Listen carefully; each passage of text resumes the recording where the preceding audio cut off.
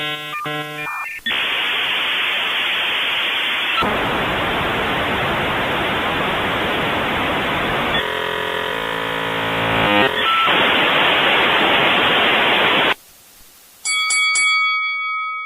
can't do it. Okay. We'll do it live. Okay. No. We'll do it live. F it. Do it live. I'll write it and we'll do it live.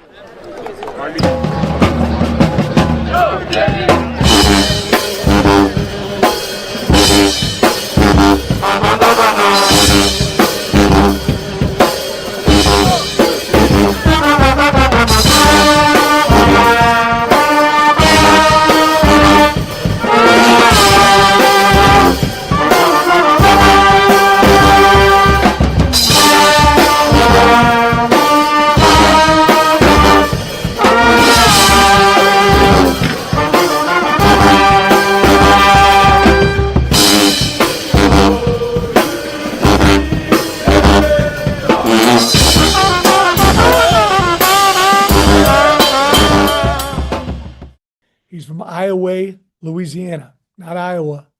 Iowa. Thank you, Willie. Hey, y'all, this is Ryan Monso, and this is Talking About Them Cougars podcast from GoCoogs.com. That's Galen. He's live from Temple. That's Brad in the Fat Cave. The Cougars are in the air finally after 24 plus hours of trying to get out of Lubbock. They have finally taken off about 12 minutes ago. They're en route. They'll be back in Houston about 9:10. So no Alan Bishop, because that ain't going to work. In second place, we have Joseph Dwarte that's going to join us. And we're going to talk about last night's game some more, because you'll seem to really want to talk about it. Galen, Brad, Star Pizza. They're closed tonight. Don't go to Star Pizza. Stay home. But tomorrow for lunch, they're open. You got specials. If they're still open at happy hour, they got happy hour specials. Tuesday, all you can eat buffet. Go get you some Star Pizza, but not tonight. I think Brad, kids get a fake snow day. So what a better way to celebrate it. Yeah, for sure. Section 12X. Section 12X, putting on a different hat tonight. Got to get some new mojo. So you got to go hit section12x.com, get your gear. Got another game, Wednesday?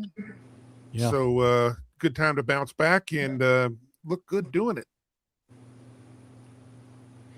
And when the Cougars win a game Wednesday night, onesubstantial.com, Houston versus everybody. Tap in, man. Is it right? Tap in. Yeah. Down there. Yeah. All right. Any further thoughts on what you saw yesterday? Did you go back and look at it, Brad? I know you went and looked at the box score, got your energy up.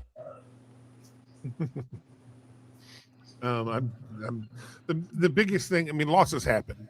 We're gonna lose. I just don't like the way we lost like that and getting beat on the boards. Doesn't make any sense. Until I really looked at the numbers and saw that our guards didn't rebound at all. I mean, at all. So in the first half, you had 3 starting guards. They played 51 minutes. They had 0 rebounds. Yeah. That's almost impossible to do. Yeah. I mean, I can understand if the guards aren't getting offensive rebounds, because sometimes you're, got guys dropping back, shooting a lot of threes, and you're guarding against a break, so you're not going to have all hands crashing. But to blank on defensive rebounds, that's got to get corrected real fast. Because I mean, that's one of the strengths that this program has had is that our guards rebound like crazy. They hit the glass like madmen. Mm-hmm. I mean, Jamal coming down with 5 and 6 rebounds a game. It's not that was fairly common. Yeah. And also too, like a rebound, that's how you finish off a possession. And with how they dominate the offensive glass, what makes Coach Sampson is he probably knows why they got so many offensive rebounds. He probably saw it through the game flow, like the reason why. But his approach is going to be, they shouldn't do it. So y'all better get y'all ass on the boards and fix it. You know what I mean? So it's just like, he's not interested in why. He wants the result changed. And it's just like, that's what makes him great. So there's no doubt in my mind that whoever we play, is it TCU, at whoever, they're going to be some rebounding fools. Galen, whenever the team had a bad rebounding night, what do they do as far as what's the practice? I have permanent scars from practices after games that we didn't rebound well. And it's just like, you know what's going to happen? There's going to be a bubble on the rim. You're going to have to run your offense, shoot a shot, and it's going to be a miss because it's impossible for it to go in. And that's how he's going to get his message across. And it's just like, there will be blood, there will be scars, there will be pain, but there will be victory. But it's just like, man, I got some trauma from them damn bubble drills, boy. It's for men only. For men only. Mm-hmm. Speaking of men, this was a scene in Lubbock this afternoon. Dang. Yeah. Beautiful weather for the people in Lubbock. And that photo was taken by this guy, Joseph Dwarte, joining us from the Houston Chronicles. Dizzle, what they do? Welcome. Former GoCoogs intern, now has his mic turned off, but maybe he'll turn it back on. There we go. We're back. Joseph Dwarte. Do you have a good middle name, or is it something kind of lame like Michael? I mean, would you ask Prince or Aloysius? Madonna what their middle names are? I mean, you know. Joseph Cornelius Duarte. There you go. Funny story. My kid's name starts with the first name starts with the G, of course, the last name. I asked my wife if we could give him like a middle name like Oliver or something, so it would be G-O-D. That would be brother. I got overruled there. So yeah. Awesome. You just call him Joe. They're pretty good. That would be fantastic. I kind of wish for that. Poor Gavin. Yeah. Duarte, how's the weather in Lubbock? Last check, I think it was about 18 degrees. So it's actually trending upward. Warmed up. Yeah, fine. we were about 9 degrees all day. We were about 2 overnight. A lot of snow. I ventured out, and I've seen conflicting amounts, but it looked like maybe between 8 to 12 inches of snow out there, at least at where my hotel is. Dang. So the team was bunkered at the hotel the entire day. Took off around from the hotel probably 3:30, 4-ish. I was told they stayed on the bus for 2 hours or almost 2 hours at the airport and finally took off at about 7:40 or so. Yeah, 7:50 is when they took off officially. So yeah, we got it on FlightAware. Okay. Tracking. Yeah. So they did not have an extra seat apparently for me. I'm sorry. So, but the good news is, my wife and I, we were planning a vacation for the summer. We talked about cruises, maybe going here, there. I told her we're going to come back to Lubbock. I've scouted this place out. This is our vacation. We're going to come back in the summer when it's warmer, and I'm going to get off cheap there. Sure. Duarte's angling for a divorce, and this is his way of going about it. You don't record these, do you?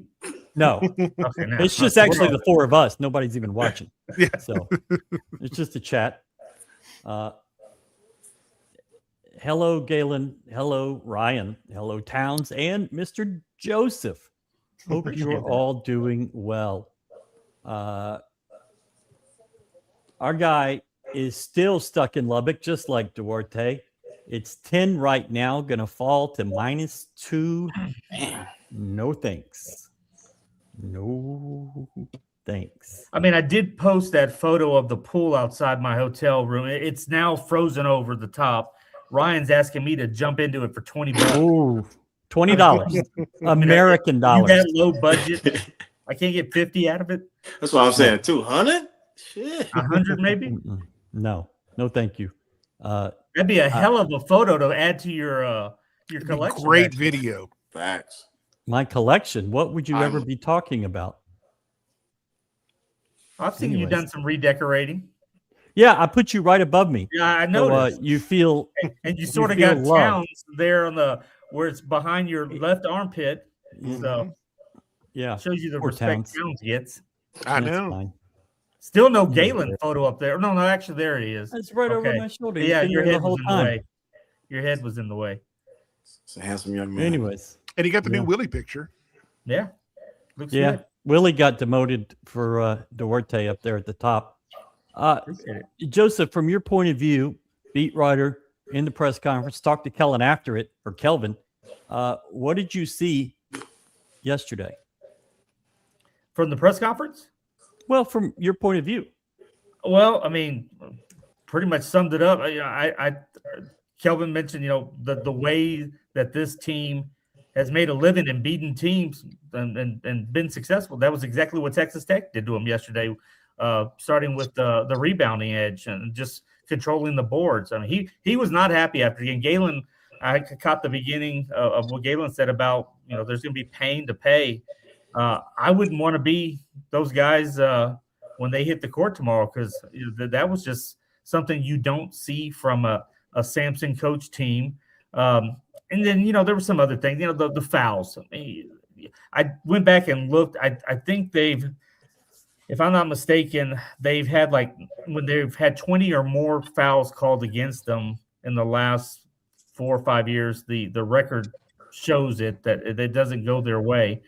So between that and, Kelvin wasn't going to get into discussing the fouls, a couple of them on JoJo, maybe 1 or 2 on Sanak, and then the Kingston one there at the end on the 3-point attempt. I thought that one was actually probably the one legit foul that they would call, because he looked like he was drawing contact, and he was trying to 4 points out of it.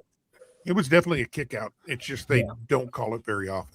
But just that was abrasive.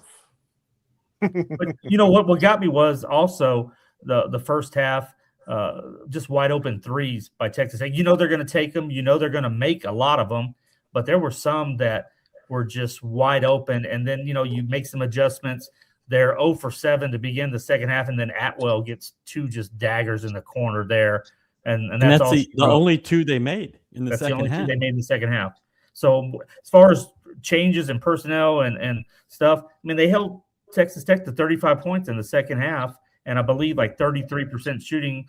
Those are numbers you expect from Houston. It's just that first half was very uncharacteristic. 55 is right there what they average per game. So a lot of things, but it was a good Texas Tech team that they were playing. I think these 2 teams will meet up again, maybe in the semifinals of the conference tournament. And, the way Texas Tech is playing, they could be definitely one of the many Big 12 schools playing on the second weekend of the NCAA tournament. 100%. If Arizona, Houston, BYU, and Arizona are not all in that second weekend, I'd be shocked. And probably 3 of them in the Elite 8. I think the one thing that Tech would be worrisome if I was looking to them go deep is that they only play 6 players. And I think Christian Anderson has the most minutes in all of college basketball right now. That's a ton of minutes to go out there and play. They got a couple of guys that have been hurt that are coming back that they didn't play as much. I believe one of them, I think it was Mosley. Played 9 minutes yesterday. He's one, and then they have another guy that's close to returning. So, when you get to March, Galen will tell you, if you got your rotation and you have a couple that come off the bench, that's basically what you ride with. Those are unless you run into an A&M game where you need Ryan Elvin off the bench to hit free throws and overtime or double overtime, the guys that got you there are the ones you pretty much ride, and they play 40 minutes or close to it in the postseason. Yeah. The next couple weeks for Tech is going to be difficult. So they have the midweek off this week. They go to Orlando Saturday, which that's hit a lot of people. But then they turn around and have Kansas in Lubbock Monday for Big Monday. They go to West Virginia the next weekend, home for Colorado, and then they go to Arizona. So that's 3 weeks. They go to Orlando. They have Kansas. They have to go to Morgantown, and they have to go to Arizona. That's a tough stretch. That UCF game is going to be hard to win, especially coming off of you haven't played, in a week. Yeah, you haven't played in a week, and the last win you had was against us. It's like, or against Houston. It's like, brother. And your next game, your next game, and you have Kansas coming Monday. That's easy insane. to overlook. People be sleep on UCF, boy. That is. Yeah, that could be a 3-2 stretch for them right there. It could. 4-1, you take it in a heartbeat. 3-2, that's probably the worst you need to get to come out of it and still be, in this race.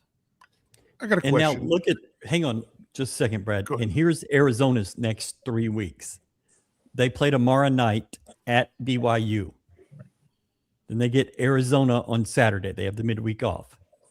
Arizona on Saturday, and then Oklahoma State the next Saturday. Those are 2 pretty winnable games. Then they go to Kansas on Big Monday. And then they come home for Arizona, and then they have BYU at home and then Houston.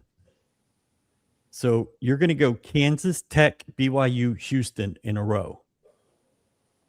That ain't great. U of H goes to Tech this weekend, and they get a couple of games at home, and then they make the Utah BYU trip. That's brutal. Those 3 in a row in mid-February. Yeah. And then you have those 3 in a row with at Iowa State, Arizona at home, and then at Kansas. And nobody's talking about Iowa State right now. No, nobody is. Be I don't even know if they're playing basketball anymore. So, and Ryan, you mentioned what we came out of yesterday. I mean, I hate that I said all that and didn't even mention Kingston Flemings. I mean, who?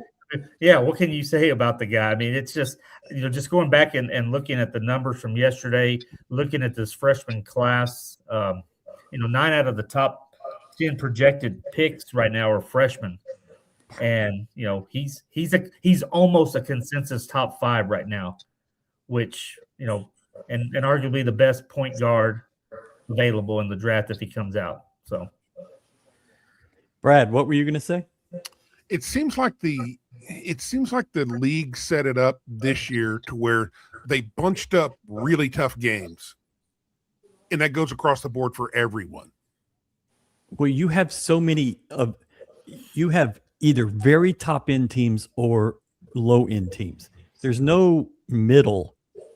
I feel like UCF and Cincy, they're both middle level, but it's like those are still tough outs. They're tough outs on the road, maybe not at home. Right. Like going to UCF, that's a hard deal. Going to Cincinnati can be a hard deal. It hasn't been recently, not for many people, Iowa State excluded. But because you have all of these teams that you get to play with at that top, you are getting these cool bunches of games. And they've done a great job scheduling. Yesterday, the intention was to have noon, 1, 2, 3, 4, 5:30, 7. Weather kind of messed with it. But, man, it is a blast. Facts. Got to wonder if the Dwarte versus the BYU Cougar tail is going to make – oh, no, it did. Yeah. One day, we're going to set the record straight on how that all transpired and how I was duped and lured and coerced. And into, hey, let's go do a video real quick. Hold this thing up. I'm like, all right, take a bite. All right. And it will be there forever. And it will really live forever. Yeah. It lives on. Man, when you get buried, I'm going to go put it at your grave. Just that photo and bring it to the and memorial. a cougar tail. Yeah. There'll be a video played at my memorial. You'll be sure to be mentioned in it. I'm happy with that. You and a few others. I got yeah.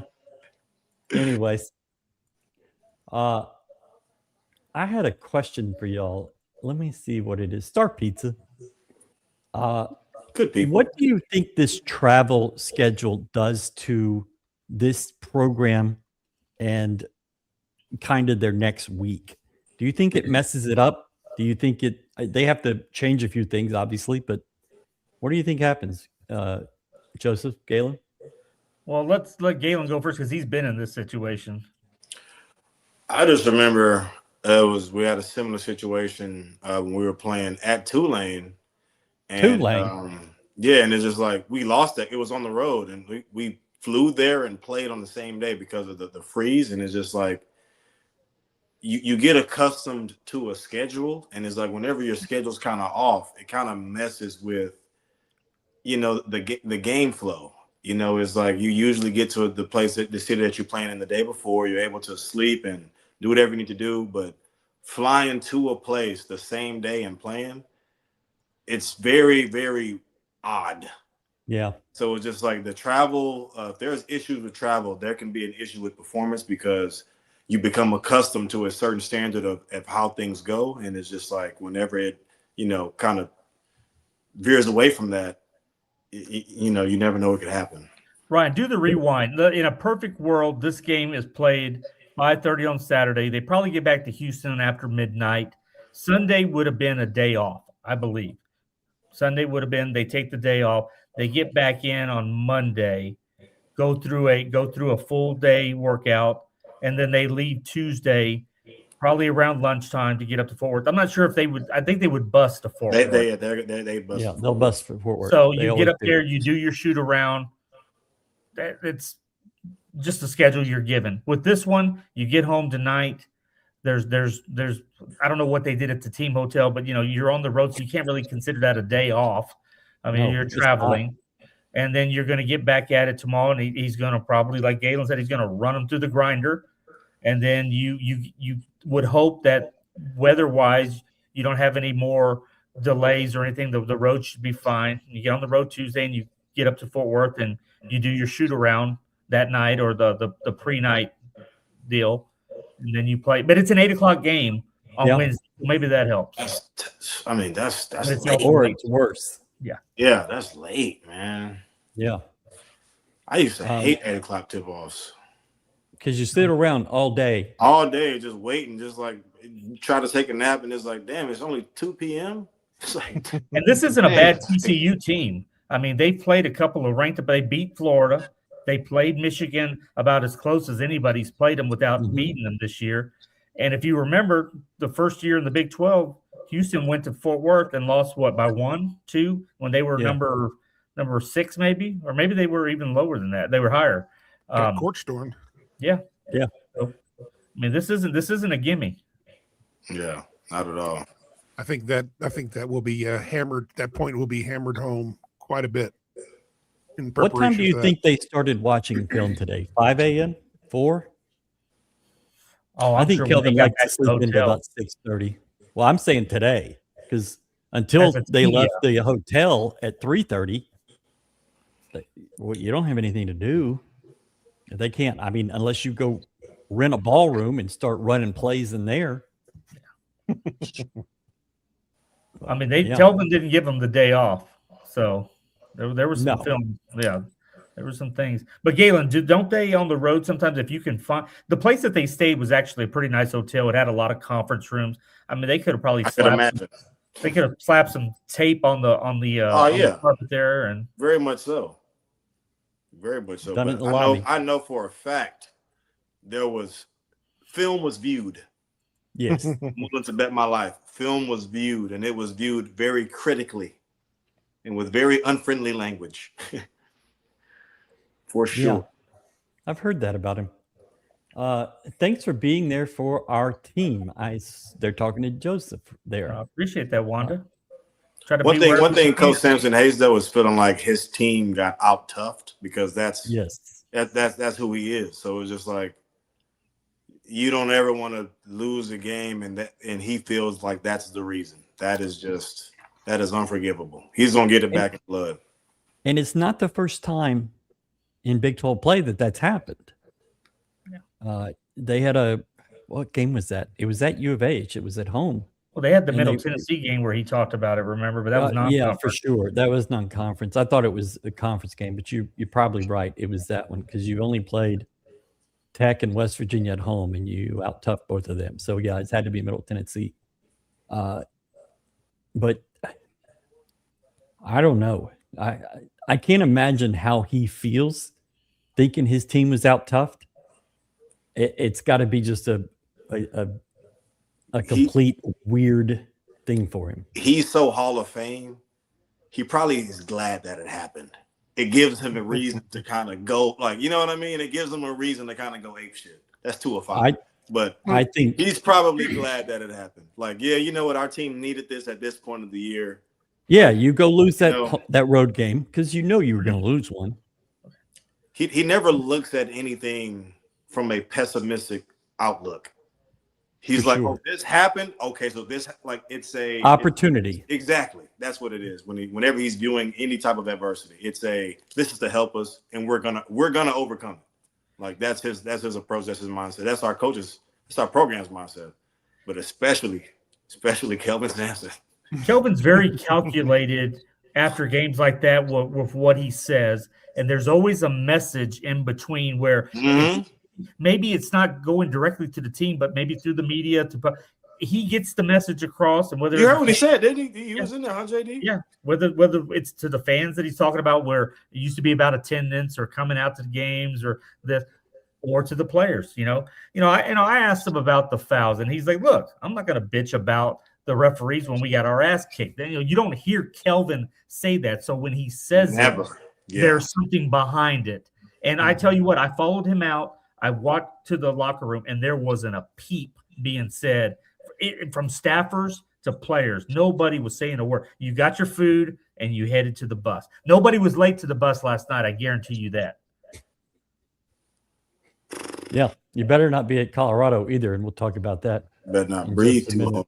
And I guarantee you, in his calculating mind, he's warned them against shit like this. And it was probably 2 or 3 months ago. At the very beginning, he knows it's going to happen. He knows. And now he brings it up and said, "I fucking told you so."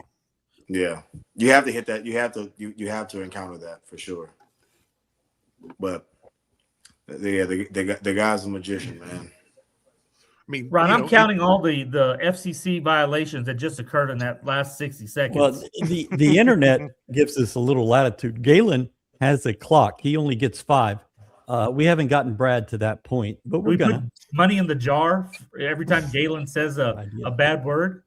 I got a limit, man. I've been going crazy the past few years. It's worth that could pay for a Star Pizza buffet. And by the way, I can't find any food up here. Will Star Pizza deliver? Facts. Hey, you know what? Hey, yeah. Hey, Ryan. Every time I curse, you put $1 in. You put $1 in, man. This is somebody's Star Pizza treat, man. Let's get it. Give it away to a random fan. Please help. Hey, let's extend my limit to 10. Galen is putting me in the poorhouse. Super chat. And I need your help. Please help GoCoogs.com. Yes, sir. Oh man. Yeah. See, Galen has to actually use it as got training a job because now. He's a big network guy. Hey, man. Big network guy. Shout out to y'all. Salesman of the year. Yeah. No offense, no offense from the Bigs is something that nobody is talking about. Sinak needs to get more involved on the offensive end. That's kind of unfair to him because when you're in foul trouble and you're on the road in that type of environment and it's your first time there, and he plays off the ball, whereas like Kingston, it might be easier for him to find the rhythm because the ball is in his hands. So it's just like whenever you're a freshman, it's your first time being on the road in that environment with those stakes, with all the travel issues and whatnot. It's just like if you're on the bench, you're only getting more and more out of rhythm. So it's just like to expect him to have granted, could he have impacted the game in other ways? Yeah, but it's just like once you're out of rhythm, you're out of game flow.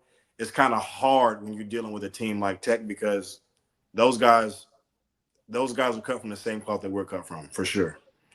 And he was also going up against a man, All-American. a man who did what he wanted when he wanted. And Kelvin said it in the postgame. He bullied Sanak. He bullied him. And he's going to bully a lot of people.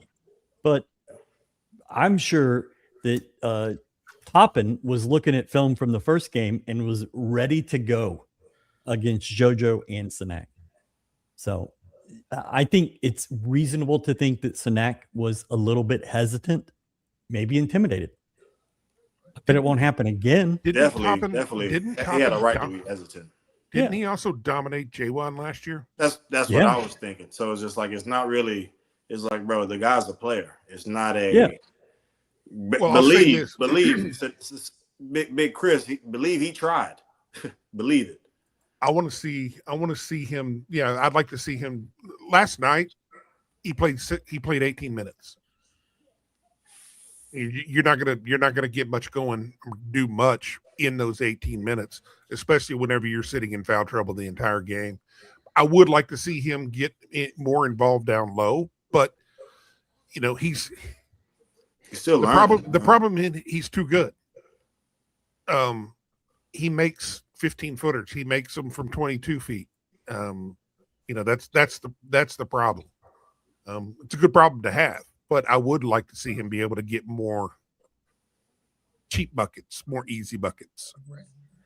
But that just comes with experience and just knowing what you can do. I don't think he knows that he's a big guy and he's a lot tall. Even though he's listed as 6'11", he looks taller. Mm-hmm. Great wingspan. So it's like it would be a lot easy for him to finish over the top. And it's just like J1 did that last year at 6'6", 6'7", finishing over guys who were 7'2". It's like once you have that feel and you're able to finish over the top, it's like it's a cheat code, but that's something that he has to learn and develop. And it's just a learning process. So Ryan, one little anecdote from after the game, walking with Kelvin, we get a little extra media time with them. He had his box score with them. He's got it crumpled up, and he's, when he pulls it out, that sheet, he's gonna start just spitting facts. He's going somewhere with it. And he mentioned, he looked at Emmanuel. He's like, no rebounds.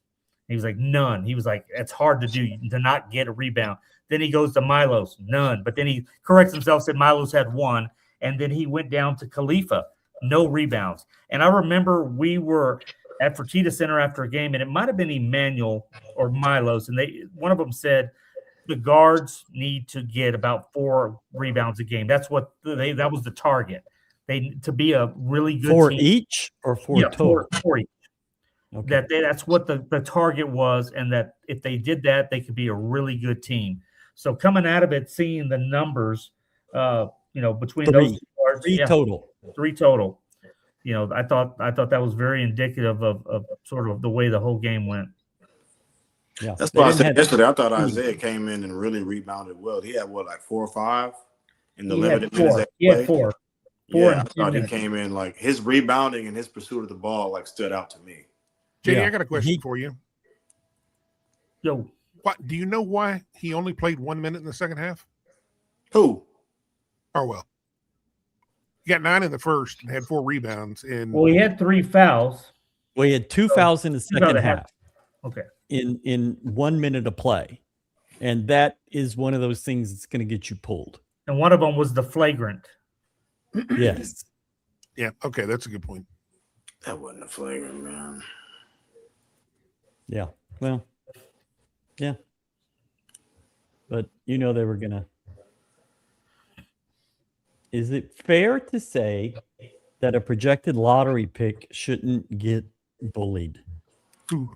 He's not projected now. Well, Sanak. I don't think he hasn't been a projected lottery pick in. Well, it's been a while, but he has been up there at least early in the year. I saw him as of today. He was 19th, which is just outside of lottery, but it's still one and done, and you go for the most. I think. I know Ryan and I have talked about this. Does he stay or does he go? But if you're 19th, that's borderline, and it it's about what the player feels they can get out of another year at college. And where does he think he could go into the top 10 from there? Then maybe you do it. But if you think 12, 13, 14's your max, I think you leave. Well, here's the thing. 2 games, everybody will have. If he had 2 games back to back that were great, all of a sudden everybody's going to say he's a top 10 pick.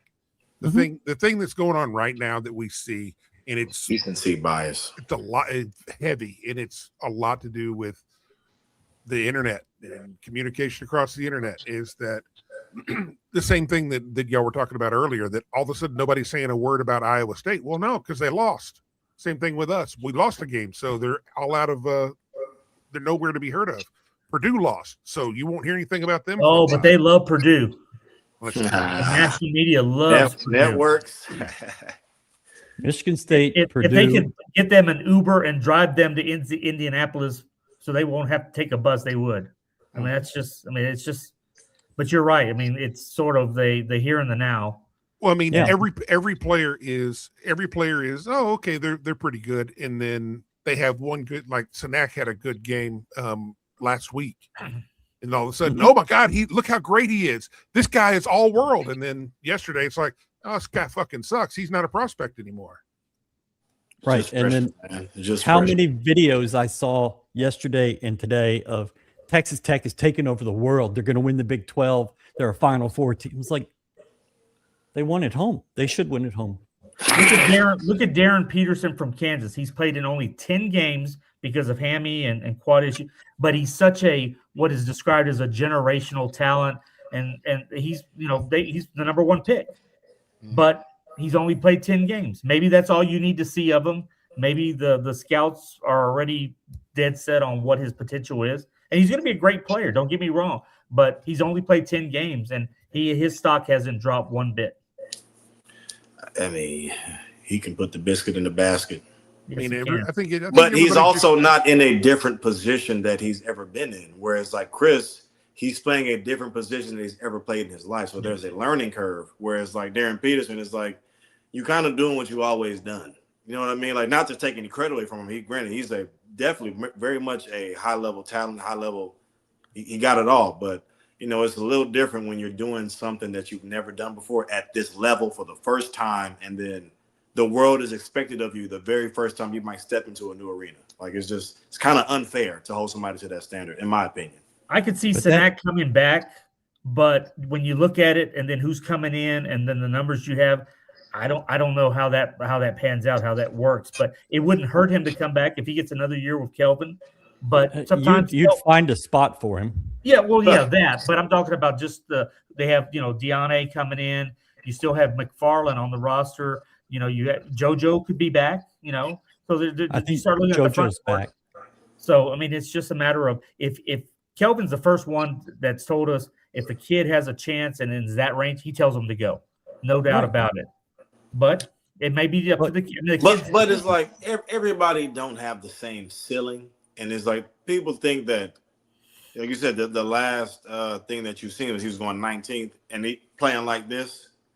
It's like, what if he would have been playing how he'd been playing, like the game that he had at Auburn? If he's been playing like that the whole year, like people be thinking he was the best thing since sliced bread. So it's just like, when you got a guy like that with that much upside, that much ability, that much mobility, like that much fluidity, it probably wouldn't hurt him to come back. You know what I mean? If your floor is the end of the first round, shit, 3 out of 5. That was poetic. Mobility. What was the other one? Yeah. It's fine. We don't need another. It's like John Legend coming up with a new song or something. Mm-hmm. I mean, seriously, if he went out and did 17, 18, and 10, 2 or 3 games in a row, all of a sudden people would be saying, "Oh, this guy's gone. He's going to be a top 10 pick." Well, here's the thing. That's just the way it is. If he against Arizona on February 21st, if he puts up 14 and 12, and then goes to Kansas and does the same thing 2 days later, the field of 68 is going to have a special Chris Sanak, the best player in the world, right? It's just going to be. It's okay. He does it those 2 games. He's back. It's fine. Just it is what it is. But it's like also he's like a safe pick because he has a very high floor. You know, like it's not like one of those guys where they call him the next KD and it's like they don't pan out. It's like he has a very high floor, and because of his size, his coachability, and it's just like it's a safe choice in my opinion when you draft a guy like that. When it's kind of like I think it's kind of like projecting, like how when the way people looked at Jarris Walker. Nobody really thought. I mean, he got a lot of flack that he's just too soft to play, and he doesn't do this, he doesn't do that, doesn't do that. All of a sudden, he's a lottery pick. Yeah, I mean, but it's just like you got to understand what the draft does. Draft doesn't buy you for what you are today. I mean, hell, one of the best players in the country right now is JT Toppin, and I've only seen him barely in the first round in any projections, and that guy's a flat out stud. The reason why is because he's not as projectable. Yeah. I mean, it's like people view him as a guy that is near his ceiling right now. But you know, like what they were saying about like Ace Bailey, they were just sold that he was just the next Kobe, and it's like, bro, that's a very low floor if that's who you're comparing. Like that's.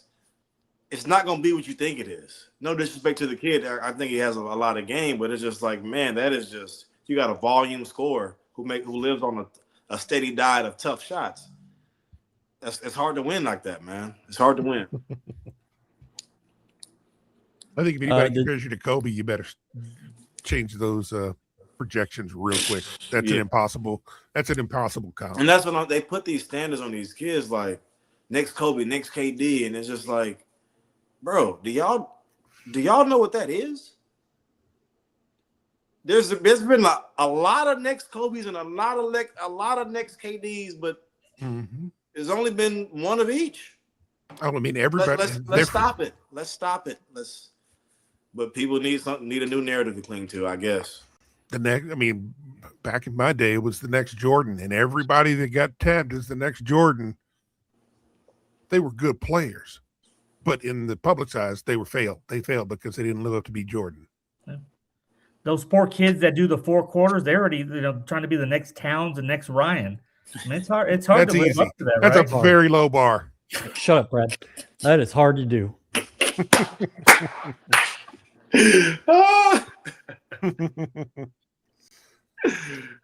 I don't think this coaching staff is getting Sinak the ball enough, putting him in position to be successful. Put him in the dunker position. That's where he'd be at. Yeah, I mean, he does. That's he literally where out. he plays. He plays off. He plays off the side of the. Put that comment back up. Let it marinate. I don't know if he's watching the games. Okay, that's. I don't know what I don't know what they might be considering the dunker position, but in my eyes, that's exactly where he's playing. Yeah. I mean, I'm sure he might every now and then he might pick and pop, but like it's he hasn't got to the point yet to where in his development to where you're comfortable throwing the ball into him in the post on the low block, and you know that there's going to be something that's more likely to be favorable that happens than something that doesn't. You know what I mean? He's just not there in his development. Whereas like J1, you know that whoever's guarding him, they probably can't. And if he commands a double team, he's able to pass out of it. So it's just like right in his 5th and 6th year, not in his second semester. But Juan has always had like a good feel. You know what I mean? He has. More so he's a good passer out of the low block. Yeah. Well, I think you pointed out very accurately right there. You got to be able. It's not about in this offense. It's not about just getting the ball and turning and scoring. Yeah, you've got to be able to pass out of the post because if you're not going to get the ball there. No, I mean because that turns you into a one-dimensional player. Right. So that means if they're going to come at you and they know that you can either score but you can't pass. Well, guess what? You're easy to defend there. And also too, like if you got Los being non-aggressive, let's say Big Chris is setting a screen, if Los is being non-aggressive and Big Chris is rolling, you're not turning the corner, so therefore you're taking him out of scoring position. If you're just passing the ball around the arc, you're just defeating the purpose of him setting the screen. It's like you have to make that screen worth something. Yep. You got to get downhill. Same commenter. Sacco has been disappointing. I thought he was going to be a lot better since he played 4 years already. Playing 4 years doesn't, I don't know what that does, but he's kind of been what you thought he'd be. I thought he's been incredibly solid. Yeah, he was not good against Texas Tech, but he's been solid otherwise, especially a guy coming off of injuries. I view him from day one. I've always just viewed him as a guy who was going to be serviceable, competing for a step above said lot. He's going to be a guy that will come in and rebound every now and then, give guys a break. That's about it. Get some block shots, change some shots down low. And for the most part, I think that's pretty much what he's done. I mean, he struggled yesterday, and well, you could pretty much go around the entire team, and you can even pick apart flaws in Kingston's game. Yeah. I mean, maybe you also look at it. Who he came in, they lost. They lost J1. They lost JBA. You know, two totally different games and skills. But you know, I don't know. The expectation was for him to come in and just play major minutes and give you, you know, a bunch of points and a bunch of rebounds. I just don't think that was the role. But like Ryan said, he had the back injury that really set him back in the offseason, and he didn't get going. You know, probably early December is when he started to sort of, you know, get things going full speed. And you know, you're also thinking that other backup spot would be McFarland, but then you know he ran into him. I don't know where he's been. He was pregame. Huh? I don't know what's going on there. Kelvin originally said he had a virus or what was going on, the flu or whatever was going around with the team, but that was a couple of weeks ago, and we still haven't seen him. So I don't know if maybe the knee has been a concern or still bothering him. Do you know if he was warming up? Yeah, he was warming up. I mean, he was out there early. He was good to go. I mean, he was moving on it. He was dunking on it. I don't know where he stands right now. He still kind of like runs with the limp though. Didn't he have to get like a rod in his leg or something? Yeah. And it's just like I will say that when it's cold, it do kind of hurt a little bit. Like I have screws in both of my feet, and today when I woke up, it's like I ain't felt that in a minute. So it's just like it could be that. Well, I'll tell you one thing. If I'm sitting there and I'm watching my frontline guys get the shit kicked out of them, I'm sure not throwing that kid out there into that freaking mess. Yeah, right. Yeah. Who has played 20 minutes in his college career? Yeah, I would. I mean, there'll be games where you're going to be able to get him in, and it would be nice to see him be able to get some playing time. But at this point, you know, you just gotta play it by ear. Galen, you'll love this, and the reason I bring it up is because we're talking about Sid and Jacob. But so that group comes out really early, and they get their work in. And I was standing where Ryan would normally be sitting baseline there, watching the pregame. And Texas Tech, they had to have been their student managers. There's about 8 guys that are sitting baseline watching Sid and Jacob and, you know, a bunch of the reserves work out. And, you know, I'm going to give them credit for their commitment. They knew everybody's name. They knew Khalifa's name. They were just heckling them for the entire 15, 20 minutes. And some of it was borderline just, you know, like, dude, what are y'all doing? You know, they were like, man, it's a lot of work for low minutes and, you know, just basically getting on them. But Khalifa was out there, you know, Sid was out there. And these guys, I don't know how much you dealt with it, but, man, these Texas Tech managers, or at least what I thought were managers, because they were in the building really early, were on the guys. Waiting. They were like, where are the starters? You know, they wanted to. I mean, that's what I'm saying. I ain't never been out with the first group, but yeah, they just. I mean, I'm just saying. I've never been out there. Whoa. They just trolling, man. But it's like, it's all respect. You know, it's just like, you know who you got coming into your crib, and it's just like you just trying to get a little bit of attention. You know, like you saying whatever you can to try to get a reaction. So it's just like, It's all part of the game, man. I kind of liked the trolling because I like to troll back. I tell you what, when we played up there in baseball back in the end of the last century, dude, they were brutal. They were brutal to play in front. I mean, I got MF'd by everybody, and I'm just standing there on the bench.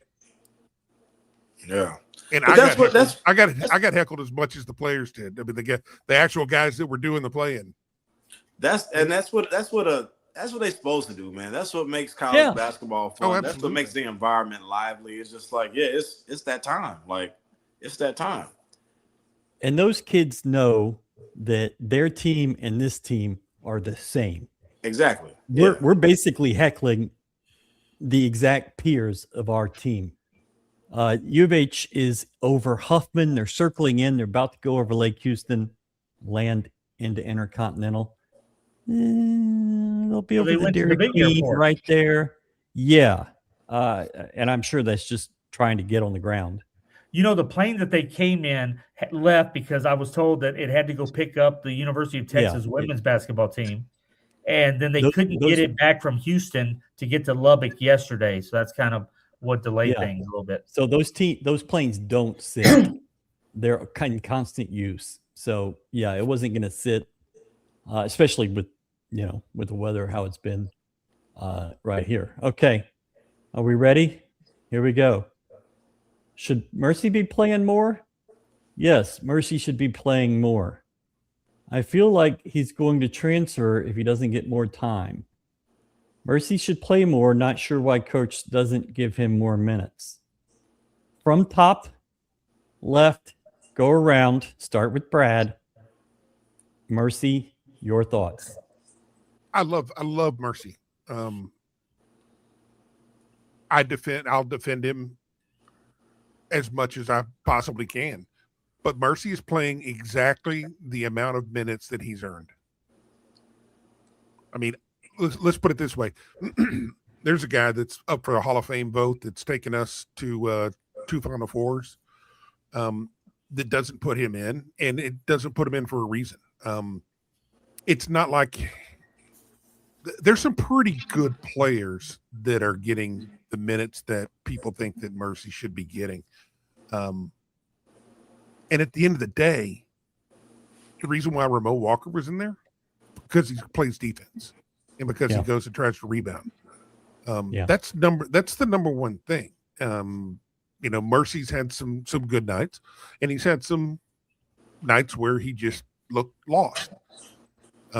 There is no time to get charity minutes so you can get going, for you to experiment. Not right now. And the thing is, it all starts in practice. You earn those minutes starting in practice. So you get what you earn. And that's 100% the way it is in this program. Galen.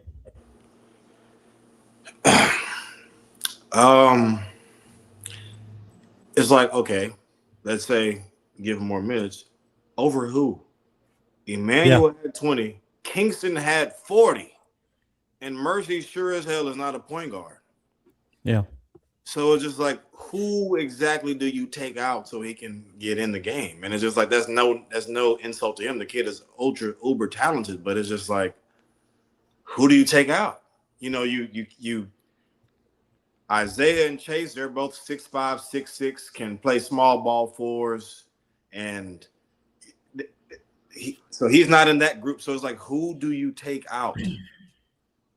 And it's just like, personally, I see why coach would probably feel more comfortable, even with the first conference game, the first road game at Cincinnati. Ramon was the first sub off the bench. You want to go with the guys who you know that I've been awarded with you. I know what to expect from you. And it's just like, that is the biggest security blanket a coach can have. So it's just like, I just don't know where do you find those minutes? Where do you find the minutes? It's like, so, and it's just like, what do you know for a fact that he's going to do every single night? Yeah. You just can't sit Emmanuel and Kingston in that game. And it's like, even if Emmanuel doesn't score, he's one of the best perimeter defenders in the country. Right. He's shown that And he Mercy's- can impact winning without him with him having 2 points. He's shown that he can impact winning. So it's just like it's and then Kingston is just you have that's top 5. He ain't even an option. We ain't even talking about him. Like it's just not. It just doesn't really make sense when people say that someone needs more minutes. It's like people with the USA team talking about Tatum. It's like, are you gonna take out LeBron, Steph? Like, what do we? KD? It's like you. Doesn't make any sense to me. This team is about to land at Intercontinental. They're on final approach. Kingston, Joseph was a part of this, is a huge Seattle Seahawks fan. And they just won, and they're going to the Super Bowl. And Kingston was as dialed into talking about the Seahawks this week as he has ever been about basketball. And I thought that was just so fun to watch because he knew what he was talking about. I mean, he clearly pays attention. His Seahawks. Oh, he was using the terms "us" and "we."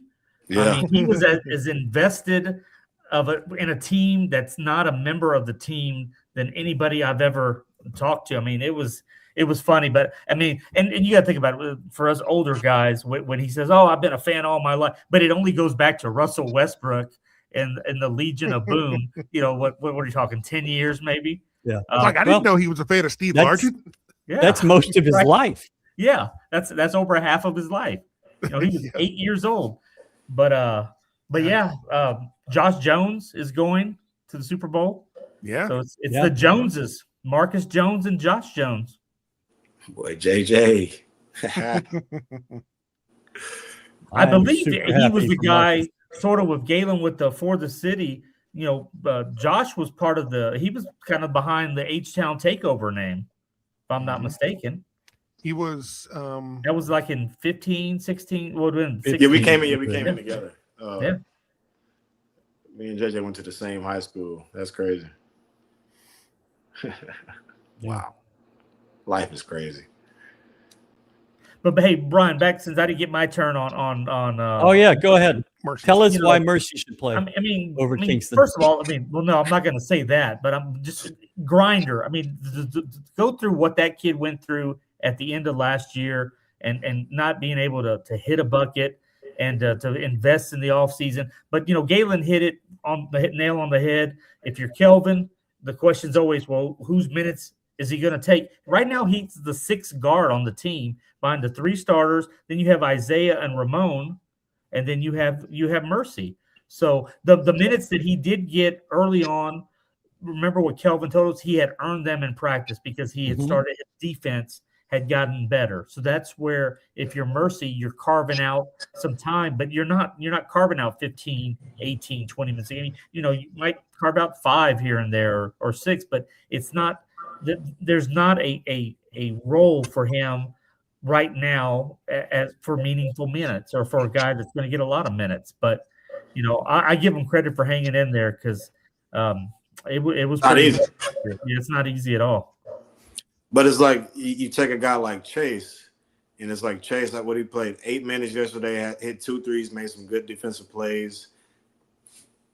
In that short stint, he earned himself more minutes. If you can have that level of production in that small window of opportunity in that environment, when it's your first time playing in that type of environment, you're earning yourself trust, you're earning yourself you're earning yourself chances. And it's just that's all that you need, because you just never know what that can turn into. But it's just like Chase figured out how he can impact the game and what he can do on a night in, night out basis. And that's guard and be ready to shoot.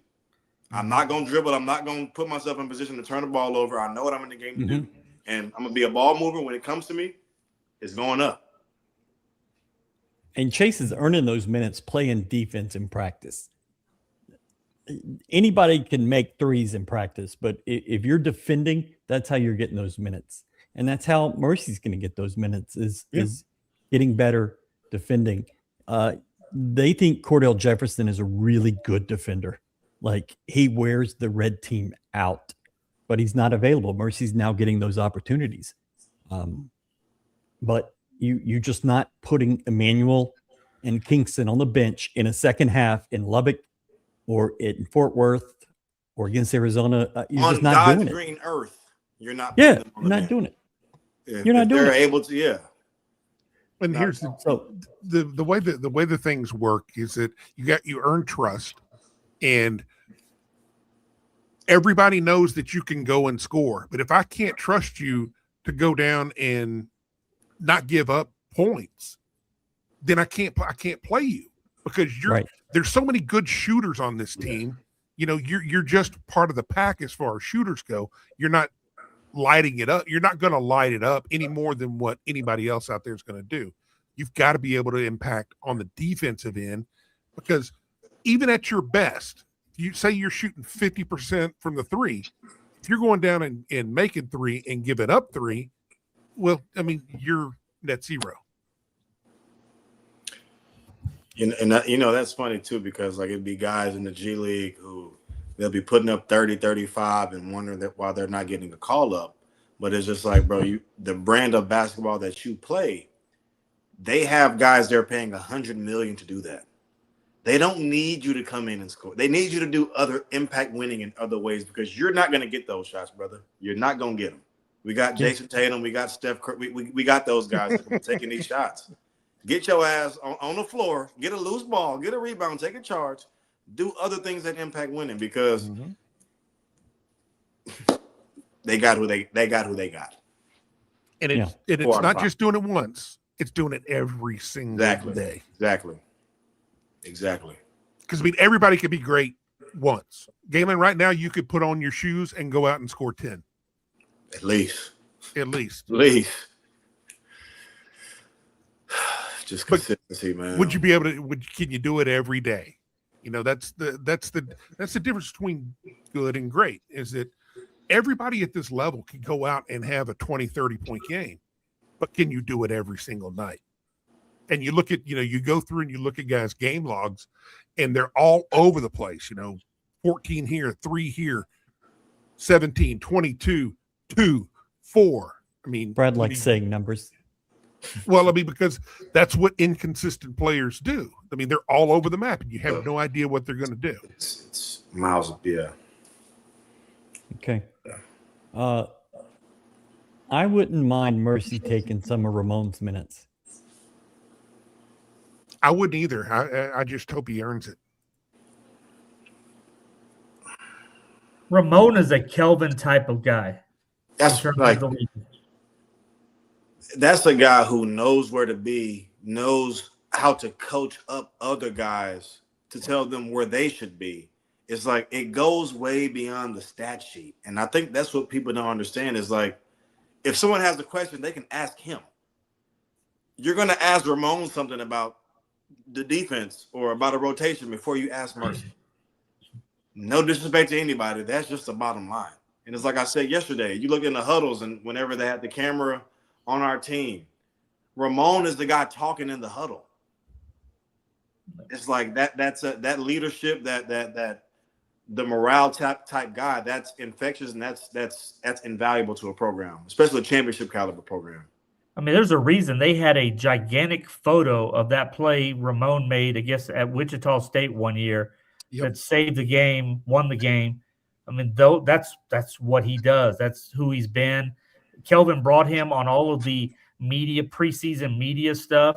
He was there with Milos and Emmanuel. That's not going to change. Kelvin knows what he gets with Ramon. And like Galen said, Ramon's just as good as an extension of the coaching staff when he's out there on the floor or in the huddle. You can't talk about the program's culture and discount the people that hold that culture together. And Ramon is that guy today. Malik was one of those guys. Reggie was one of those guys.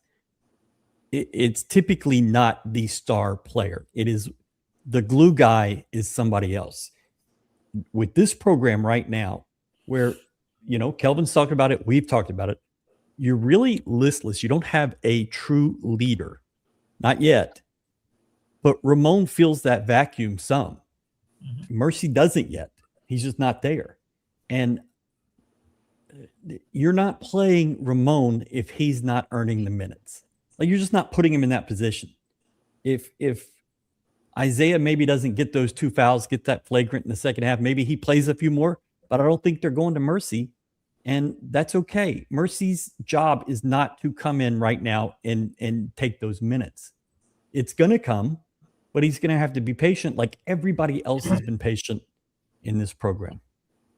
We're living in this microwave thing with Sinak and with Kingston, who are playing all these minutes as freshmen, and we just think, okay, throw everybody out. And it's not going to be that. So, and then so we're talking about practice. Yes, of course you are in this program. You're talking about practice. That's why this program is what it is. I mean, it's the most consistent program in the country right now. Across any sport in college, any sport that anybody cares about anyways. Resident Cyclone fan here. Exactly, Towns. UH is actually scoring the ball and was on pace to give up over 100 defense rebounding. Chase and Walker are better options than Mercy. Galen loves talking about how this team scores 80 points. And they're doing it without that many minutes from Mercy. They've got the scoring. They need somebody to defend, and right now, certainly to rebound. That's 2 points a minute, and each possession is like what, 25 seconds, right? That's 25-ish. Not bad. Happened. Yeah.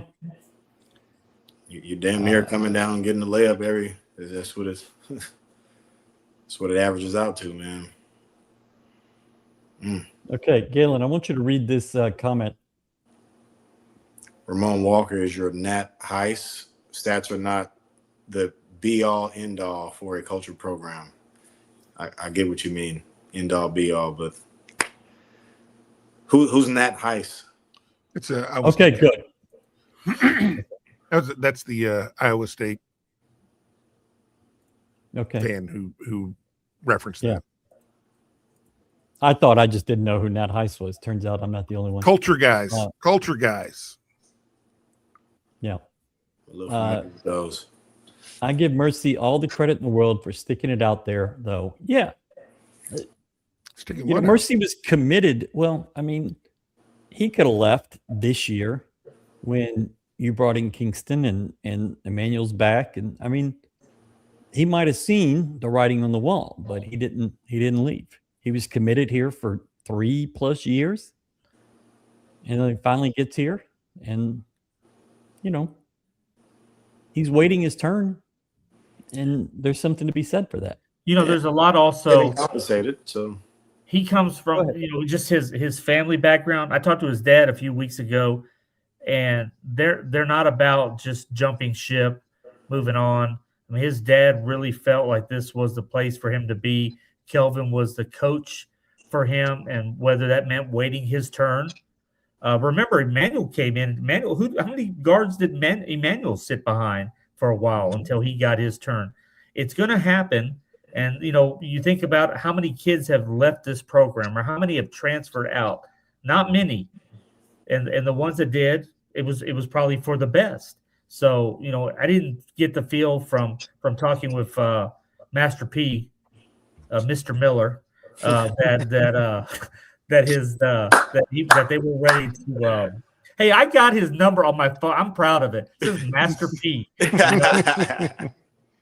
So, but yeah, just you knew that they were coming from a knowledgeable place because they have a plan of how this plays out from Mercy, and it's at the University of Houston and playing for Kelvin. And people think that like when Emmanuel, when he got to school, he couldn't guard nobody. Nope. But you get that opportunity, it's going to happen the way Coach Sampson wants it to happen, and that's going to be on the defense. You can go shoot as many shots as you want. If I don't feel like you can guard anybody, you're going to be on the bench. If I don't feel like you can help stop someone, you're not going to play. We're not going to see that jump shot. So it's just like you might shoot 1,000, 2,000 shots a day. You might need to just forget the basketball. I'm about to just do defensive slides. I'm about to just go to the rec and just guard random people. Like, that's how you get a better feel for certain things, man. And it's just like it's gonna happen Coach Sampson's way. Malik hit a bunch of big shots. Yes, in his 6th year in college. Mm-hmm. See, people he forget, earned every minute he got. People forget that the year before last, people were ready to run Malik out of town. Nobody wanted him back. Every ounce of talk he online went in the portal, he almost was, went in the portal. He was very close. Every ounce of talk was about him. Oh, we need to replace him. We need to upgrade him. He doesn't need to be back. And then, fast forward to where we are now, all of a sudden he carved out being kind of a legendary little position. And the reason why? Rebounding. That's what got him there. Rebounding and defense. It wasn't because he was a big shot maker. No. You didn't see how big a shot maker was until he was playing unbelievable defense and crashing the boards. And being a guard you could rely on to come in a tough spot, shut somebody down, and then get a big rebound. And then being in the right place at the right time where you get a pass wide open and you bury it. And it really wasn't until that second semester of his 6th year that he was that guy. Yeah. I chair the Malik train. I am all about him. But I've said it many times on this show that players made fun of his shot, like to his face, made fun of his shot because it never looked the same. It was a snowflake. And he worked on it, and his defense improved, and his rebounding was always where it needed to be. And finally got to the point where you could not keep him on the bench. And he was he was like a JoJo of guards.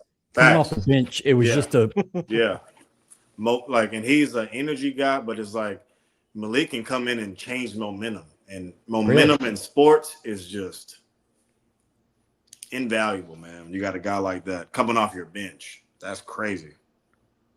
Jamal Shed with 9, 4, and 5 in 24 minutes in a Raptors win at the Thunder.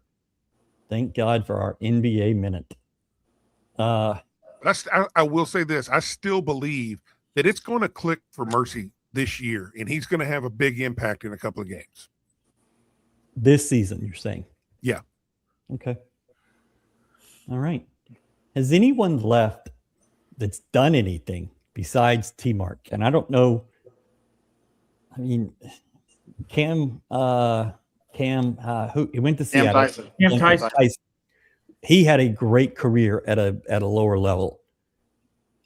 But in terms of a big school, I mean, no. Not that many people have left, right? Has been solid. Well, what did Mills do? Caleb Mills scored a lot. He moved around. He went to Florida State, and then he fell off the deep end. Yeah, he went up in Memphis. I was looking here. I'm just curious. Let's see. T-Mark is averaging 13.8 right now, 3.4 rebounds, 2.3 assists, and then the year before, I guess. Let's see here. Oh, he averaged, he's been in school a long time. 10-6 the year before. He had 16-2 in 2023. So, he's been more than solid for sure. But it's like, I just think that it's maybe the bias in me, but with how high that our coaching staff thought of his abilities, that if he would have stayed with our program, I think he might not have been in college that much longer. That's just my opinion. Okay. Galen loved him some Caleb Mills. Loved him some Caleb Mills. Man, I'll never forget it. I'll never forget that first day, because everybody was sitting there looking at we were looking at each other crazy. Like, how is he this good? Fresh off the plane, JD. Fresh off the plane. He joined the white team because we were doing a scouting report against Memphis, and he was their third guard who he got to it. And I think that was Armani's matchup. And, man, he might have scored on Armani like 8 times in a row. And Coach Sampson just sitting there like, yeah, that's why I recruited him. He just feeling himself. Just like, but it's like how he was just getting to his money was just, oh, man, that was crazy. I'm like, I'm glad I'm not guarding him. Right? Can you name the others? Like Cedric Alley left. You had Caleb. You had Tremont.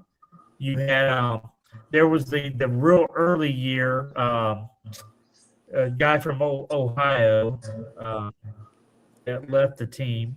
But yeah, there hasn't been. I mean, you look at the significant less than two hands, the number of transfers that they've had. So. Yeah, man. Caleb Mills definitely. If he would have stayed, he would have been. He would have heard his name called on draft night, I believe, as well. I mean, he was all conference the year before he left. He was that good. He was that good. Mm-hmm. But you have too many people in your ear, and you trying to plead. It can be destructive. You're seeing a lot of that in college football now. Now that they've got their version of go get paid. Yeah. But it's like I think it's kind of crazy how you would listen to someone who's never been in the NBA or around it about how to get there. When you got a first ballot Hall of Fame coach who has been there, you kind of want to just you might not know what you're talking about. That don't really make sense to me. Yeah, don't really make sense. Everybody gets their chance to make a decision. We got to do something real quick. It's just me and Brad.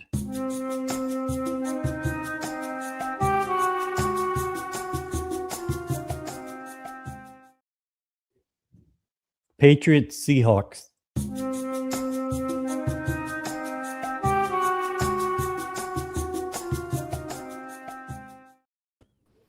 I think that was our best one yet, to be honest.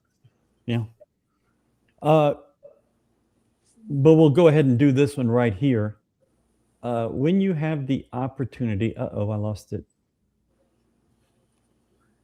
Do you see any football games that could be flexed to a weekday?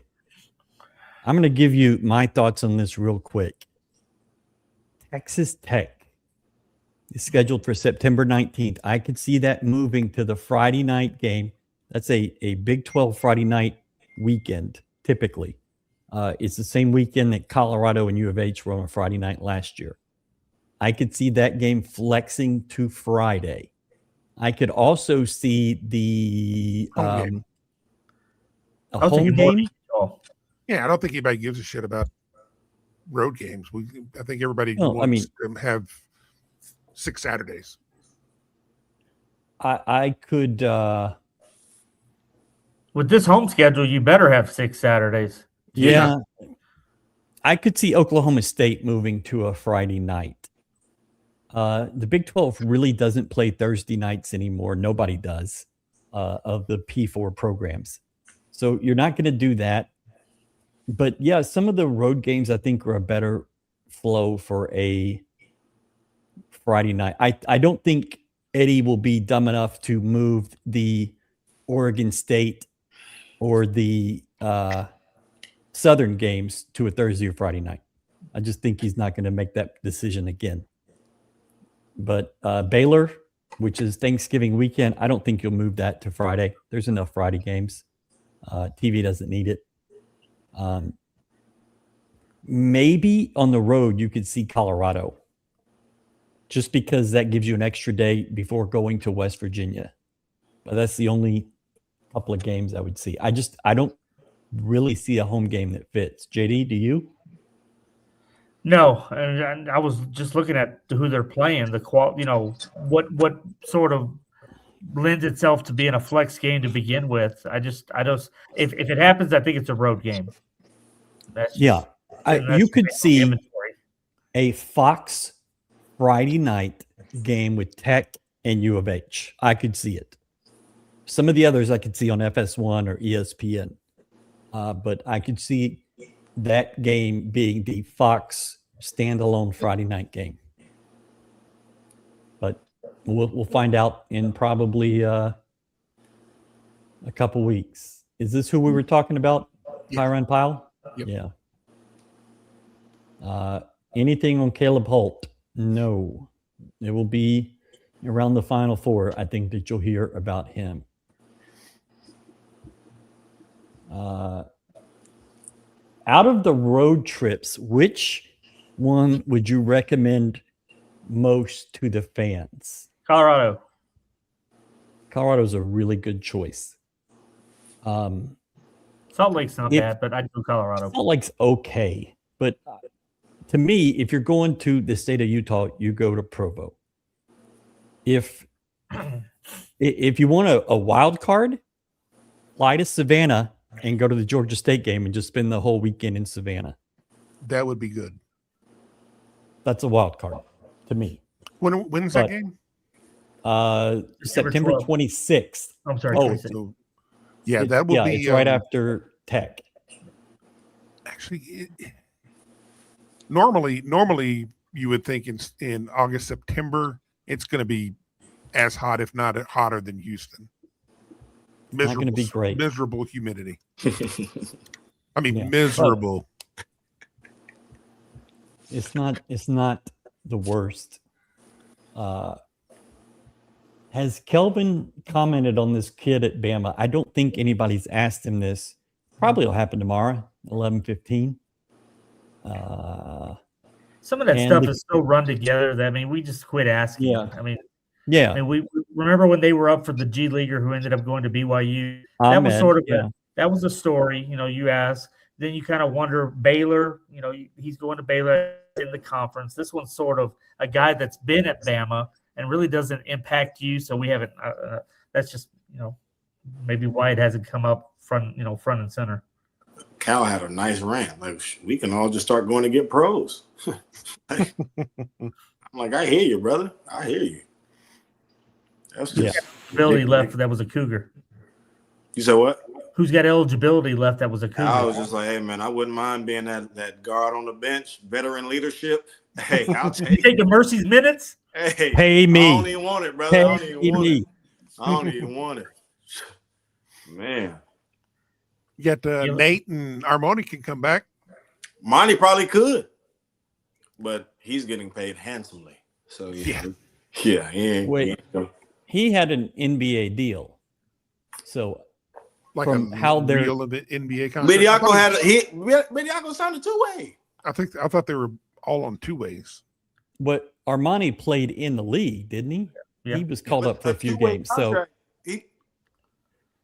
I just whatever I'm trying to understand the rules today. I want to bring back Tajay and just let him see what he does in the open court with Kingston. Ooh, that's nasty. I would pay him just to do halftime entertainment with the hops that guy. Could you imagine him out on the break? The Lob brothers right there. Yeah, that'd be disgusting. I would do bad things to get Carlton on this team. Boy, he's the one guy that you've brought in out of the portal that I would be like, just one more year. Just one more year. Because, man, the things he did, he fit perfectly. Yeah. Perfectly. He fit with us. I saw a comment. Brad's starring a whole bunch. Well, then I'm starring things that I don't remember. The coldest sporting event you have ever been to. JD, you have had a fabled career all over the world. What's the coldest sporting event you've been to? I was at a Texans Chicago Bears game at Soldier Field where I swear pregame we're down there, and when you took a step, 2 to 3 inches of ice. I mean, you were just walking, just crunching on ice. And then I covered games at Lambeau in January during the playoffs, and then Foxborough. Those were probably the three coldest. Yeah, but you were inside. Yeah, I was inside. As far as outside, I mean, Shreveport, the Independence Bowl didn't have much of a heater in the press box. Doesn't. So that was kind of an outdoors game. And never, baseball's, during my beat writer days with the Astros, they play in the warm months. Although Candlestick Park on an April night gets pretty chilly. Oh, that is the most miserable place I've ever been in my entire life. Is Candlestick. Yes. And then Lubbock. Today, Yeah, today, this minute. Yeah, I was in Iowa in Ames 2 years ago when there was 9 inches of snow, and that was really cold, but the arena was fine. In 98, U of H played at Cal, and the night before, Friday night, the A's were playing at the Coliseum, and so we went. And it was like 35 and wind howling. And then the next day, the football game, it was 75. It was just the weirdest weather. I mean, it's just Bay Area. In 2009, U of H played in the Fort Worth Bowl. Yes, that and, was cold. That was rainy. That was the 6 interception Case Keenum game. The rain was coming up at you. It was so weird. It was so windy and cold, and it was so miserable. Raining. I think that was my coldest. We had gone to East Carolina for the championship game. That was freezing. Case threw an interception to end that game. And then he threw 6 in that bowl game. And Brad, you'll like this because it's a baseball one, but my second year covering the Astros, we're in Montreal for a series, and it's early April, mid-April. So Montreal has Olympic Stadium. There's a hole in the roof, and it's a Sunday game, and it's just cold. It's probably in the 30s, and I didn't take a jacket on the trip. Just completely forgot.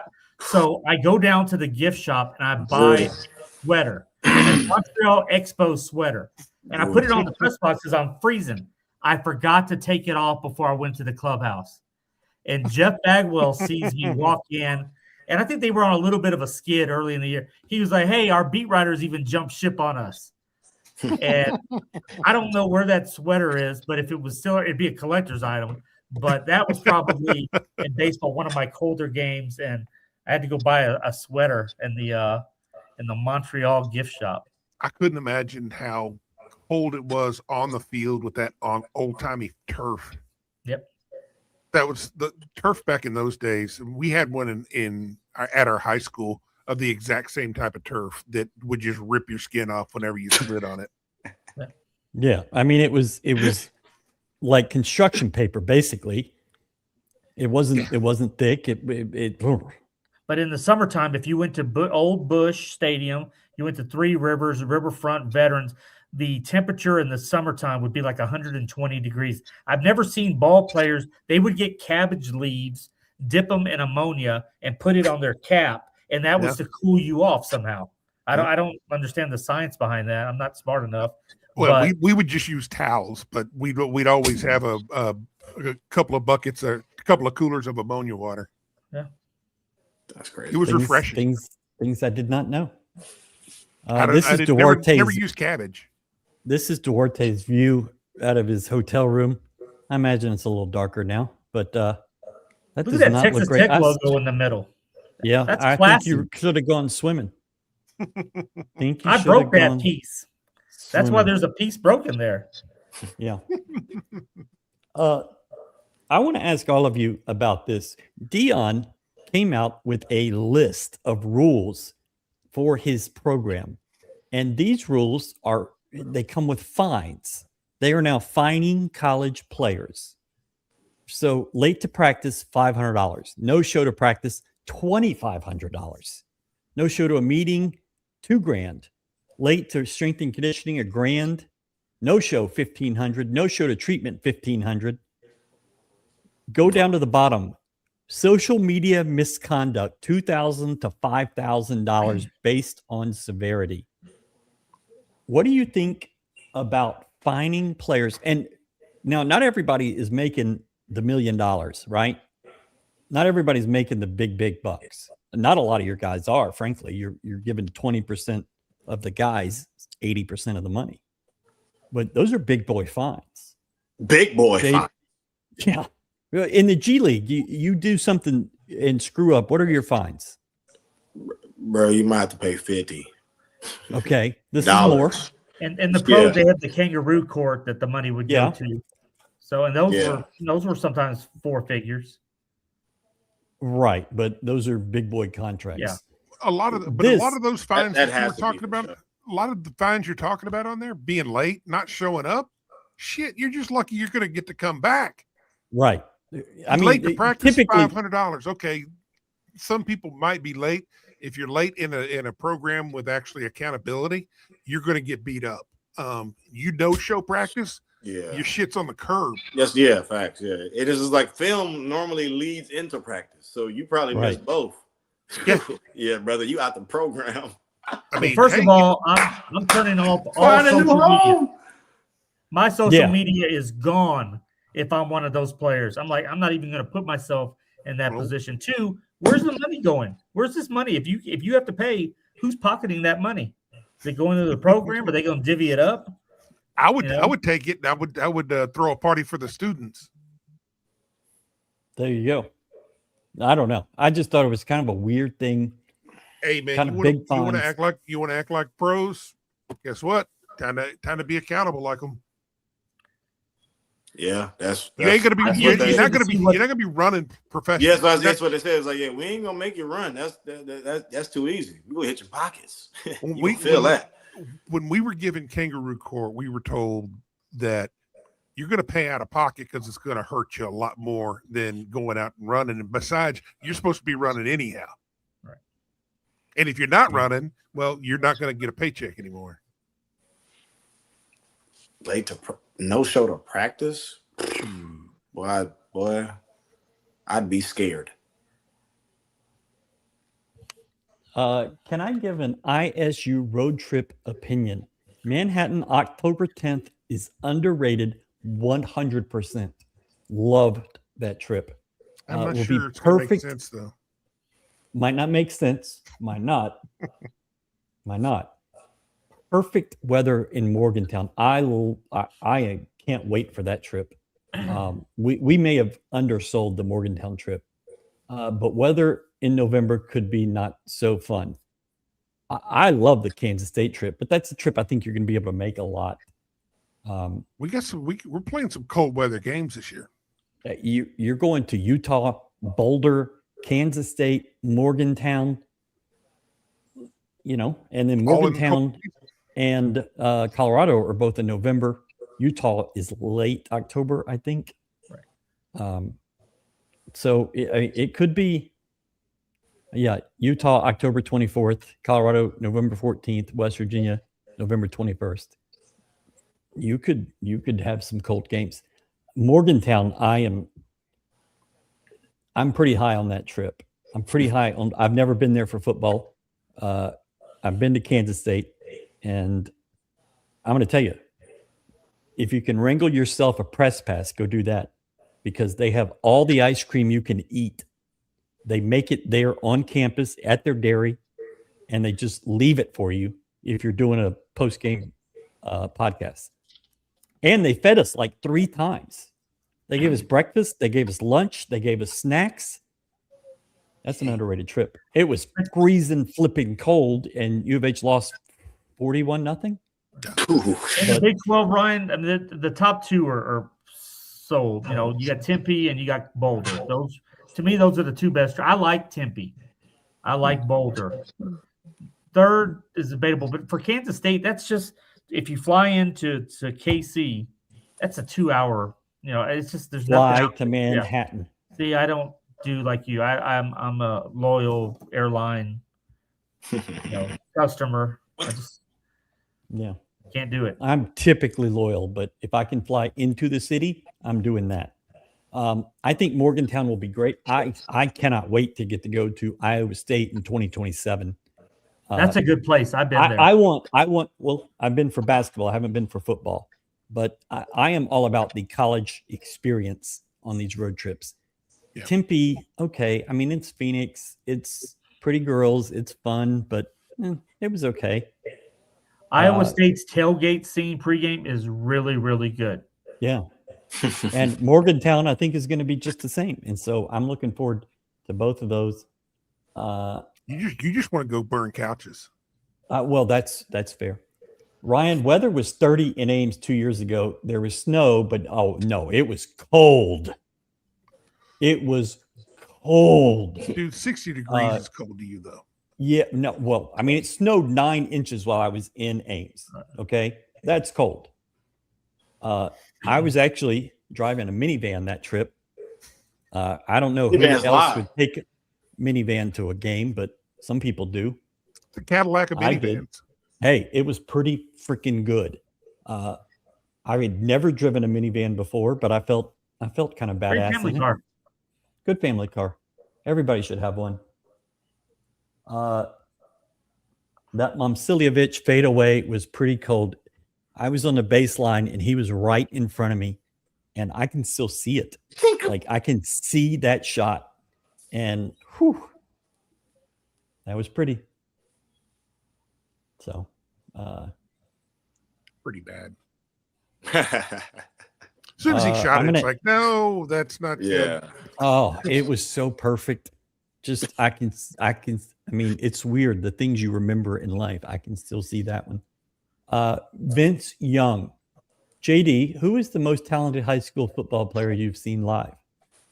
Well, I'm not going to sound like Galen with, hey, I don't come out because I'm a starter. My pregame. I didn't really cover high schools in my career.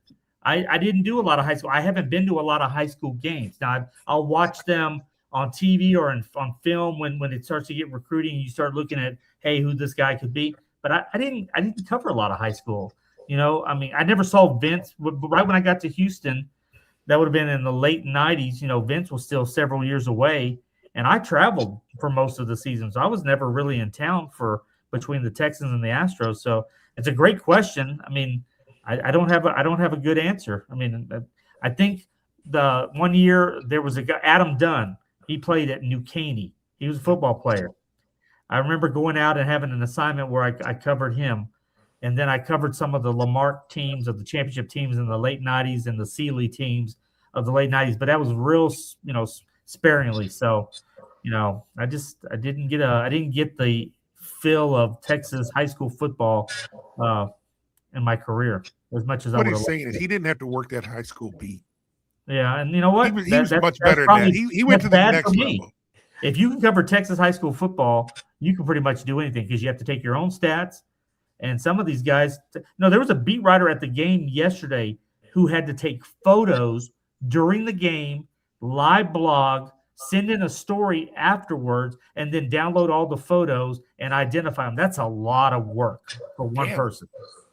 And he works for a daily newspaper.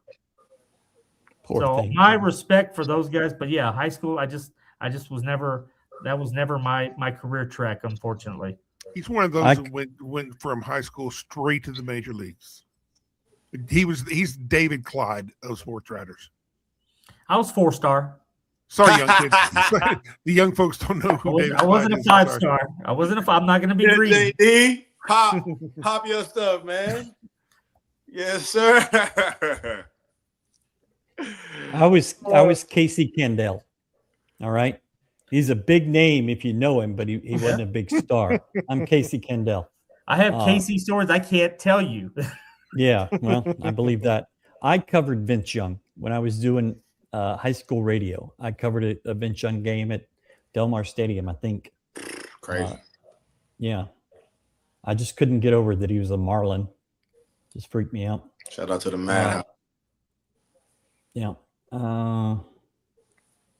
Yeah. What else did you? I had a comment. By the way, I don't know if you saw the All Greater Houston came out today. U of H had 5 guys on it. That's been a staple in the football. Yeah, the football. So yeah, Keyshawn was, of course, the private school player of the year. You had Paris Melvin was on there. Johnny Hebert. Yeah, Hebert. A couple of other. I'm forgetting. But yeah, you had 5 Houston guys on there. Okay, Galen, JD, question for you, maybe for Towns too. Am I the only one seeing Fabian White potential in Chase McCarty? Yes. Okay. Those guys are Bob. Worlds apart. Okay. Yeah. Well, I'm saying, what is similar about them? They both shoot outside. But yeah, Fabian did that till his 5th year. I know. Yeah, he came back from injury doing it. So it's Fabian 6'8", back to the basket. Backing it in. Hey, what was that last question that popped up? It wasn't a question. That's why Dwarte likes Tempe so much. He's big time. Yeah, JD. Yeah. I have a plan.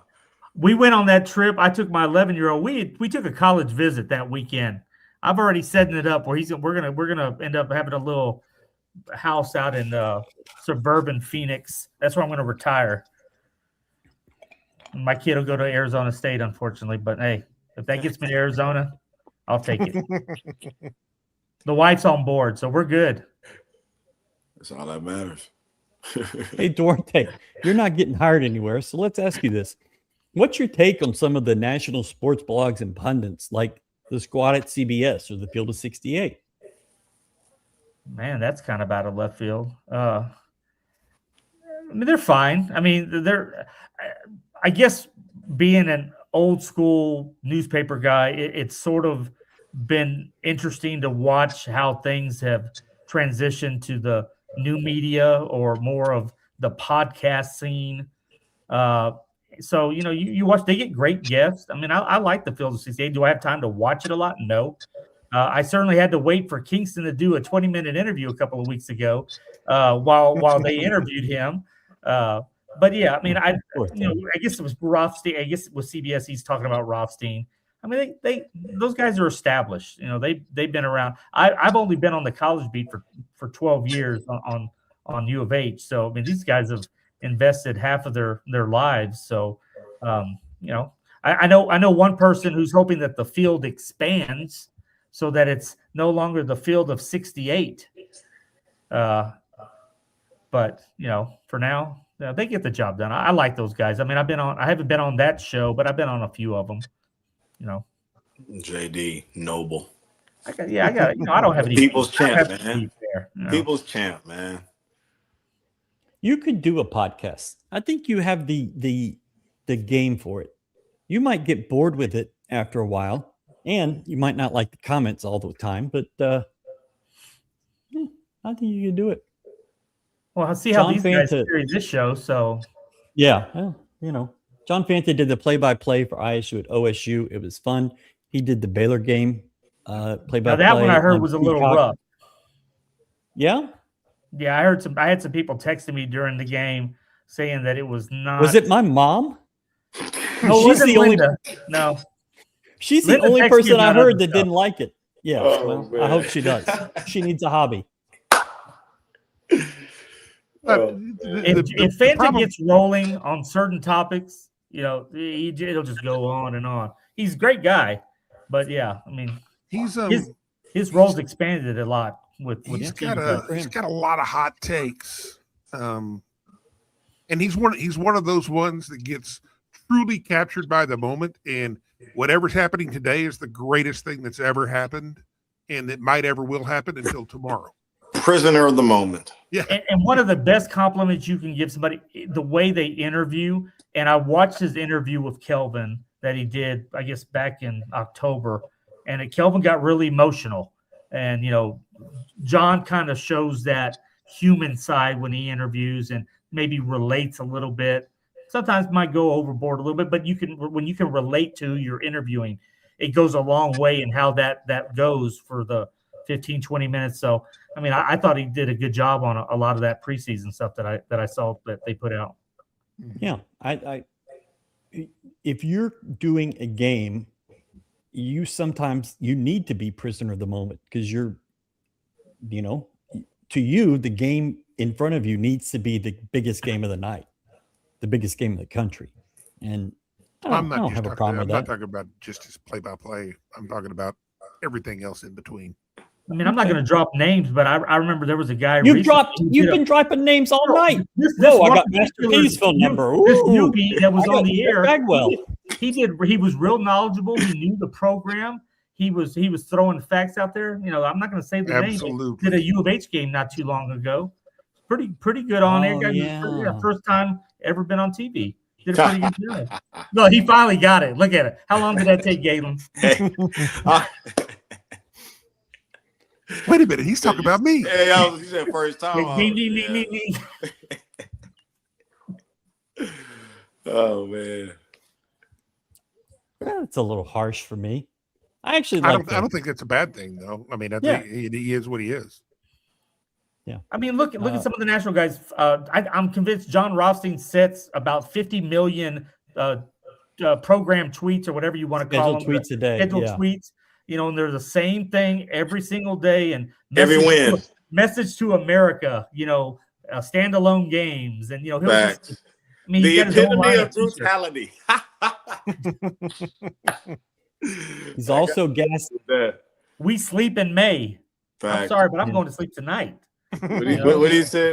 Mick Cronin, tougher than a weekend at your in-laws. Yeah. He be having some bangers though. He be having the whole Houston basketball, no mercy. People just give him crap every single day he tweets that because they're like, hey, we got a mercy, Mercy Miller. So I like the pregame. I like the pregame football spaces JD used to do. There you go. What's that? Oh, yeah. I remember those. That was old school technology. Yeah. Appreciate that. I'll take a JD question to coach over a 5-minute anti-U of H segment from national media any day. Sometimes JD does a 5-minute question. Yeah. But he's gotten better. Guilty. Shorter questions. Shorter. Let the guy speak. The nipples. You guys are a riot. Thank you. He's so we appreciate you. Hey. Ryan, you wild, man. Yeah, it happens. Star Pizza. They're closed. You can't get it. But that's okay. They'll be back tomorrow. Lunch specials all week. Happy hour tomorrow. This can be a little cold. Your kids are out of school because your schools are just not holding your kids. Sorry. I got moving in two directions, and that's on me. That's on me. Your kids, your schools, your kids. Your schools are not holding your kids accountable. They're not keeping them in school. Star Pizza. No Lubbock location. No Lubbock. So why couldn't you get in a car and go get you something? I don't have a car. Oh, well then they took the Hertz rental car company out of the airport, and I refused to have an Uber take me 20 minutes just to go pick up a car. Okay. So no car. That's fair.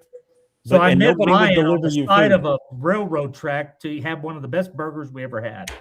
Ooh, that was good stuff. But they did not have an indoor seating area, so that would not work for this trip. But that was a really, really first-class burger and fry. Yeah. Better to be hated than irrelevant like your boys in Memphis. Can we talk about what's happening with our guy Penny? Things are not going. They got their doors blown off in Wichita last night. I think they're 4-3 or 4-4 in conference, and that's a one-bid league. That is not a good conference. It's amazing to me that a guy who even Kelvin will recommend players go to before the draft can't put the individual to go with the team. What do you mean? Go ahead, Galen. No, it's just like you got a bunch of puzzle pieces that just don't fit. Even if they're good pieces, it's like they just don't go together. But it's been that way for 8 years. I mean, he's highly thought of as a guy that you go to train to get you ready for the NBA or get you ready for the draft or the draft combine. But somehow he can't put that in a team scenario. That's just like how we said yesterday. Not everybody's meant to be a head coach. And he probably, his greatest strength, like I said, I can't really speak on it, but it's like he certainly has an eye for talent. So it's just like your ceiling, I'm not trying to throw no shade on nobody, but it's like your ceiling some guys' ceiling might be lead assistant. And like I said, ain't nothing wrong with that. You get paid a lot of money being that lead assistant. You know what I mean? So it's just like he definitely has an eye for talent, but it's just more so assembling it. That's probably where it lacks. Memphis is 7th in the American right now and 120th in the net. I mean, that's to Galen's point. To me, they've never been a complete team. It's always been a lot of guys here and there, 5 stars, one and done. Just never put it all together. Houston wins with 3 stars, 2-star guys, those kind of guys because they're a team. Memphis hasn't been like that. Yeah. It's rough going over there. The interview that he did the other day, after the Wichita State loss. I mean, he was like, "Well, this is unfamiliar territory." Well, no, it's been like this for a bunch of years. I mean, the fan base is already turned on him. I think they turned on him a couple of years ago, but it's not a good situation at that program. And the crazy thing is too is like Memphis, they like over the recent years, they've had enough talent to where if they play Michigan State, it might be a toss up. You know what I mean? It's just like, but Right. if they play Mary Hardin Baylor or somebody, it might come down to the wire. Like it's just like you have the amount of talent to compete with anyone, but you have a lack of discipline to where anybody can beat you. And it's just like that's not where you want to be as a program. Ryan's got that look in his face. Hey man, I'm all for it. I mean, maybe they could turn the FedEx building into a fulfillment center, like they did with the Pyramid and Bass Pro Shop. Yeah, they got a Bass Pro Shop already. They don't need another. Last three teams Doug McDaniel has been the point guard of: Michigan, Kansas State, and Memphis. Are point guards important? He has helped get some guys fired, almost Jerome, but Doug McDaniel's 23. I didn't realize he was that old. Yeah. He's been around a while. Yeah, your point guard has to be, more times than not, he has to be your culture type guy. Otherwise, man, it's just he has to be an extension of the head coach. And that might be a reflection of the head coach, if you know, so it's just, but you gotta be a culture guy if you're at that lead guard position. Kelvin's best quote: "Who are the three most important players or people? People who can't have a bad practice, best player, head coach, and the point guard, man." If I forgot everything in my life, I'd remember that quote. That's certainly something you heard once or twice. Man. Literally. All right. I want to go around and get y'all's final thoughts heading into this TCU game. Brad. I'm looking for a big rebound night. I think you're going to see a team come out pretty aggressive. Yes, I did. Yes, I did.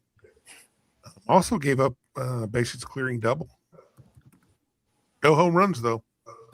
No home runs. Yep. Poor Todd Walker. Whatever happened to him?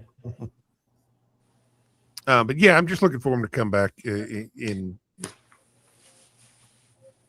play like you normally play. I mean, if U of H plays to their standard, I still would take them over anybody. Okay. Joseph. Well, if I'm TCU, knowing what Houston's probably going to go through tomorrow, I'm probably worried because this is not going to the great thing. And I was trying to pull it up while we were setting this up. Houston's only lost back-to-back games under Kelvin Sampson, I believe, twice since 2017. Yep. It does not happen very often at all. And I don't think it happens because I think you will see what was the quote Galen said? There's going to be pain. There's going to be scars. It's going to be a lot. There's going to be every reminder that you need from your head coach from this past game that there's no way you're looking ahead to anything. You're not looking even to the second half, much less the next. So, yeah, I think you see Houston getting back. And it's not trying to be just what's the word where you just sort of just jump, hot, cold stuff. But they're going to get back to their roots real quick. And they're going to, I think, because that's just the way Kelvin's going to demand it this week. Kalen? Yeah. You got Kelvin Sampson on a mission. Good luck. The mission usually goes the way he wants it to go. So it's just like I do look forward to seeing our guys come out and play a brand of basketball that we're used to seeing, and that's that. I really do expect nothing less. I expect them to come out and be dominating on the boards, and play the way that we're used to seeing them play. That sounds fair. 32-2 record, including 23 straight wins. at one point following losses since 2017. Yeah, the only Winning two by an average of was, 20 points. I want to say it was Memphis and Wichita, and then it And then was the TCU. Iowa State and TCU. Yeah, Yeah. the only times that's happened. Star Pizza. Get you some Star Pizza. It's healthy, make you happy. It'll make you big like Brad. Hey And man, that's I'm okay. built, this weather ain't bothered me one bit. It's 60 degrees right here where I'm sitting, and I'm fine. I've done chubbed up. Cooling. You know, I chub up for the winter. I'm ready.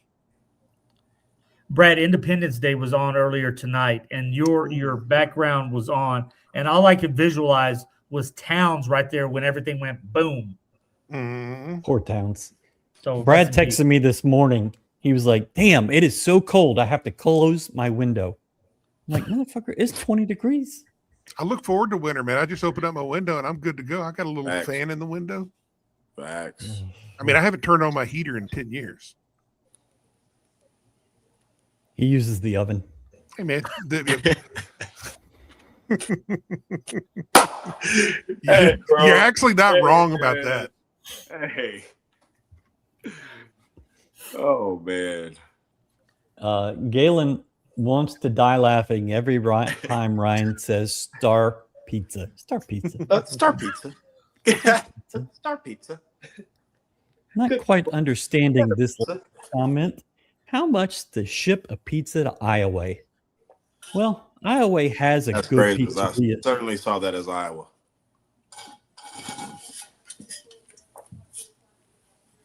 Huh. It's Iowa. He's the resident Iowa State fan. Okay, Brad, you can finish the show. I am devastated. You were getting excited. You were getting excited thinking it was your Iowa. When I was a kid, the best pizza in Iowa was at a Mr. Priola's Sit-Go shop. It was a gas station and pizza place. Couldn't beat it. That's But, probably pretty damn good. It was damn good. Really good. And there used to be a kolache store over off of JD, this is the part of the segment where they start talking about shit I can't relate to. it was over off of Food? Memorial. Talking about, but it's like the spots is like this is before my time. Clearly, Well, no. I mean, it was like 10 years ago, but it was literally like right down Memorial and a Shell gas station. And it had a kolache shop in there. Yes. It was there was a Texadelphia right next to it. Yep. And I can't remember Yep, right down the street. the name of the kolache place, but you're right. Yeah, that was Star one of the best Pizza. kolaches. Yeah. Star Pizza. Good people. Better pizza. Reverse happy hour. I'm just a hater. I mean, these good Christian people, there's your happy hour all week. Get your $5 garlic bread, cheese and marinara, $9 thin and crispy pizzas. Woo! Star Pizza. Thank y'all so much for joining us. Dwarte, appreciate you taking time from your busy name-dropping life. I had Jeff Bagwell say, well, I'm texting Master P. Hey, your listeners asked for. I mean, I'm trying to just bring them in.